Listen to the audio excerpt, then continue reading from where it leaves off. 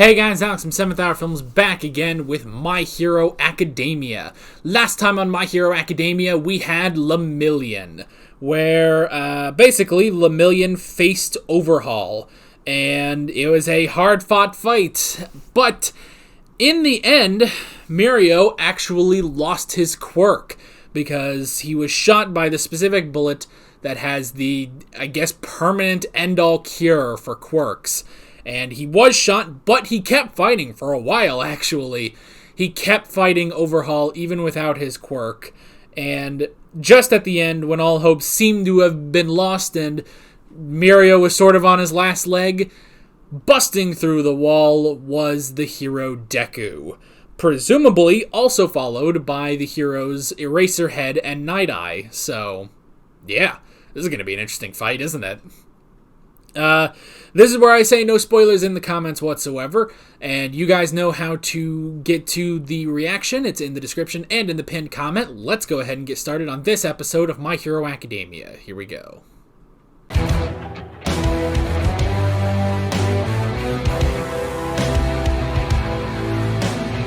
Okay. Jesus. Ugh. Oh, it's time to defy fate. Time to defy fate. Night Eye saw that he and Deku will die there. And Chisaki will get away. Which means it's time for One for All to break the future. Holy crap. It's the only way this can work. And honestly, if any quirk is going to break the future, honestly, it probably would be One for All. Okay. Man, oh man. Let's go into the notes. Lock. Okay, so I did like that, we finally got, why Lock is sort of hard on them. Because he worries about the kids, And he worries about them in this situation because he has a son of his own. So, okay, I get it. He's tough, but he is caring. So I like that. Because beforehand, he was just an asshole. So, now I understand. Slowed, so Aizawa is out. Because that's the thing, I was saying, oh, well, if you have Eraserhead in there, then it's kind of done. Of course, there had to be a way to get rid of Eraser so that the fight would continue. And I will honestly, you got to give Overhaul credit. He is so much stronger than you would think, And just for the fact that he can keep putting himself back together, So, even with Night Eye and Deku, he is a force to be reckoned with, And yeah, 4 arms. So, he broke down himself and the other guy, and then put them back together as one person. Yeesh. That is insane, And took his quirk along with it, He can use both of their quirks now. And still remain in control. I mean, he's a fucking monster, He has, honestly, he does sort of become the new the new All for One. Because he's this huge fucking monster that can take your quirks. Not as elegantly as All for One can take a quirk. He just takes a quirk and that's it. He just takes the quirk.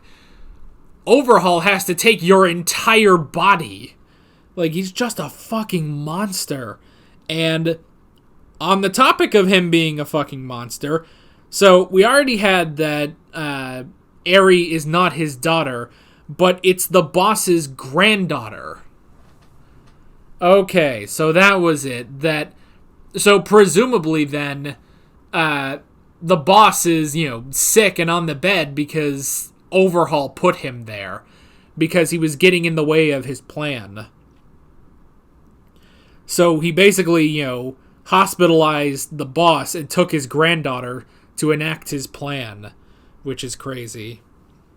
And he does say to cure the infected, which he views Lemillion as infected. We're not really sure the broad definition of it, clearly it's like, okay, it's not just we're going to cure all quirks, because he is obviously still keeping his quirk and everyone else is sort of keeping it. It kind of makes you wonder, like, okay, is it heroes that he's specifically against? Maybe. It might be that it's specifically heroes, but that sort of makes him a lot more like Stain, which I don't know. We're not really sure, like, what exactly is infected to him, We're not really sure. We had Night Eye versus Overhaul, which was interesting. It was kind of nice just seeing, Night Eye kick some ass, and he was doing well for a little bit, but the thing is, yes, he was glancing just enough to be able to dodge all the attacks, but then eventually he did see that he would get hit and he would go down. So that's the thing, is like, as interesting as a power as Foresight is, it is almost a curse, because like he said, his Foresight always plays out exactly the way it shows, basically. Like, the future always happens. And it's interesting that he says, is it because of his Foresight that the future happens that way, Does the future always happen that way? Or is it just because he can... Is it just because as soon as he sees it, it's set in stone, And I like Gran Torino saying, like, look, you're thinking about it too much. We don't really know. It could be that you just haven't found a time where your Foresight was wrong, Which this does set up perfectly that Midoriya will be the one to break his Foresight, basically. Break the future.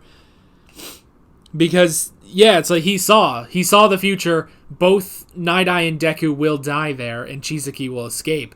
But that cannot happen, That can't happen.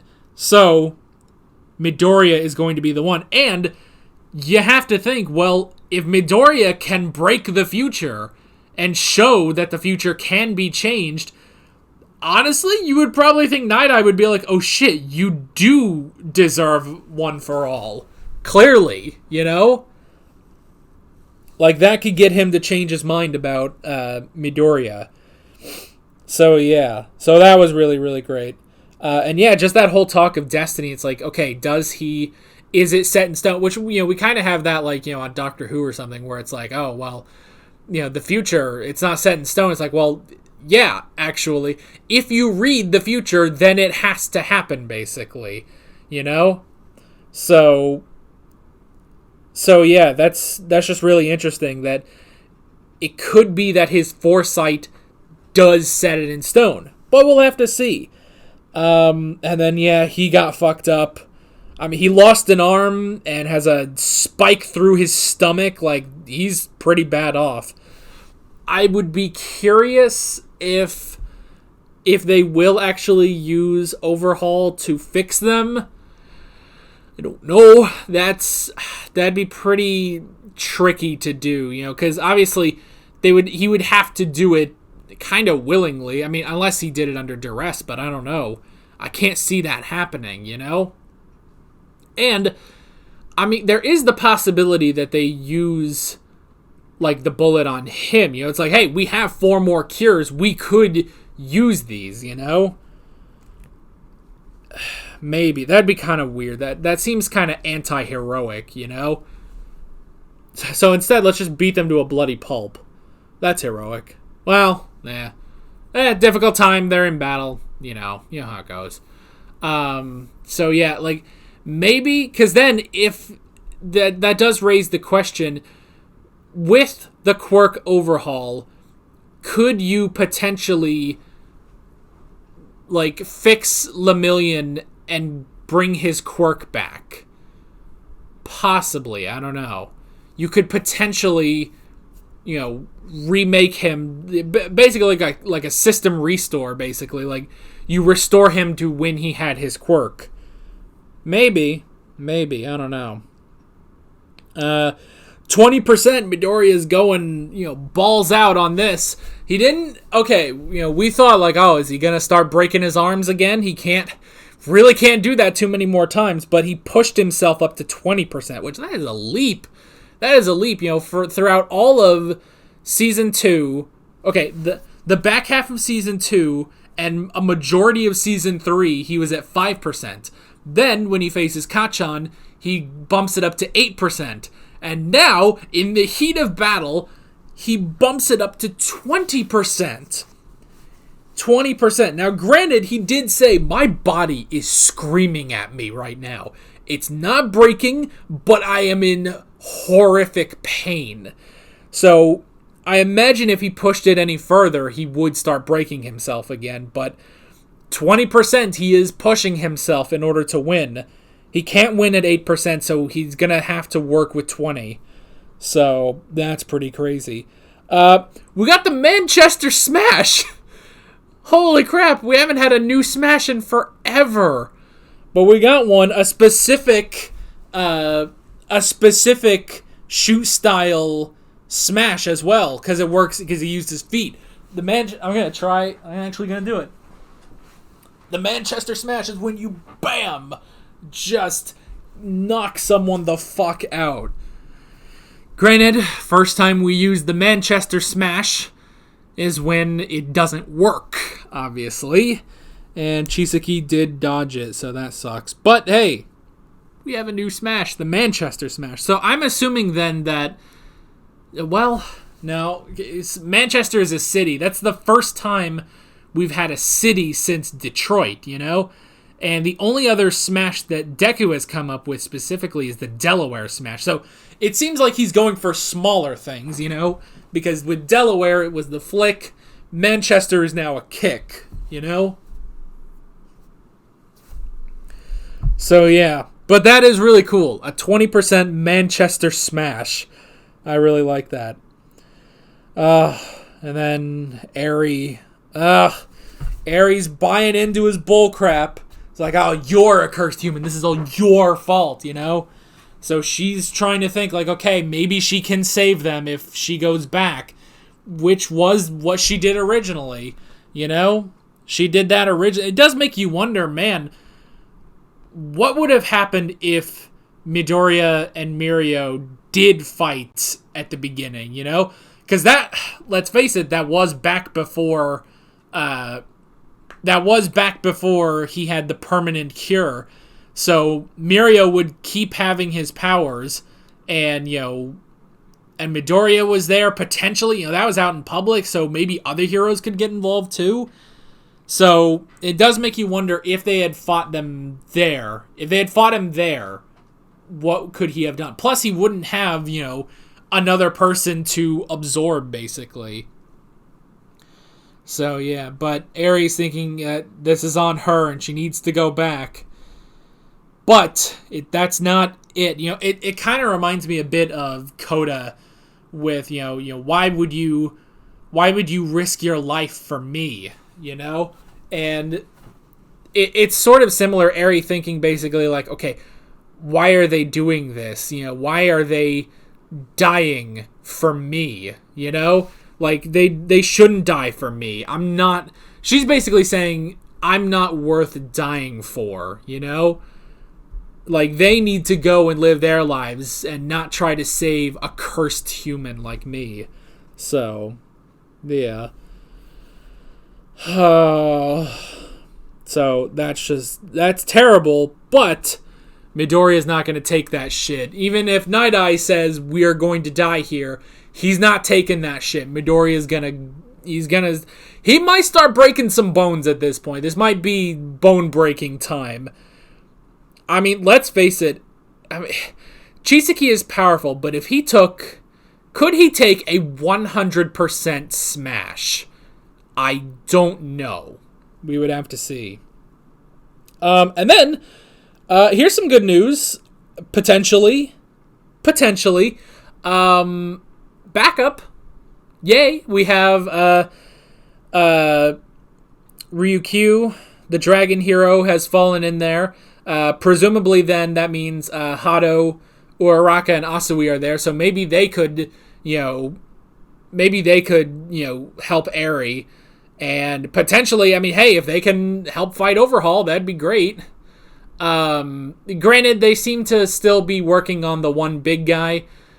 And fuck, if Overhaul absorbs him, that could be even worse, But yeah. So, backup? Question mark? Question mark. Backup question mark. Let me be sure I write that. Oh, God. By the way, this is actually the last episode I'm taking notes in this book. I'm all out of pages on this one. So, just so we have this on record, this is actually my second notebook. Oh, God. The first... Holy crap, wow. Okay, the first video I took notes on... I took notes for in this book was Doctor Who Dimensions in Time. That was earlier in 2020, about a year ago at this point. And then, yeah, stuff with like the 50th and the first episode of My Hero Academia that I didn't hear was Season 2, Episode 15, which I believe, is that Midoriya and Shigaraki? Yeah, I think so. Yeah. And God, this has like episode 5 of part 1 of JoJo. Like, Jesus. So, but yeah.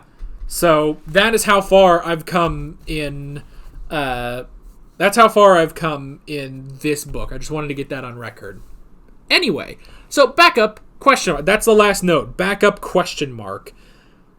Potentially backup? Kinda. Maybe. It's better than not, So, yeah. Where are we going next time? Goodness gracious, I don't know. But we will have to find out. Yeah, that's basically that. With all that being said, I'm Alex from 7th Hour Films, and I will see you guys next time. Take care. Alright guys, thanks for watching this video. If you want to watch more of My Hero Academia reactions, you can click on the playlist, you can subscribe if you haven't done that already, and be sure you hit that notification bell. You can support me on Patreon and follow me on social media, links below in the description. See you guys later.